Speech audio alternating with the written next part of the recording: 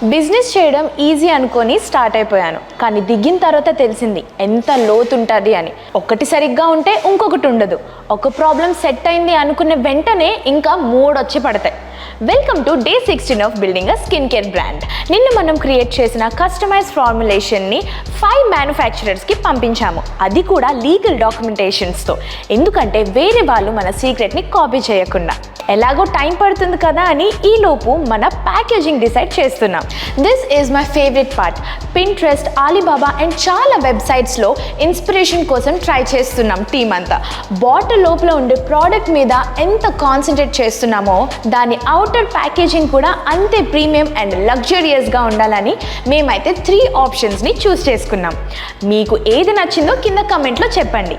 మీ decision మాకు ఎంతో important, ఎందుకంటే ఈ జర్నీలో మీరు కూడా ఒక పార్ట్ కాబట్టి.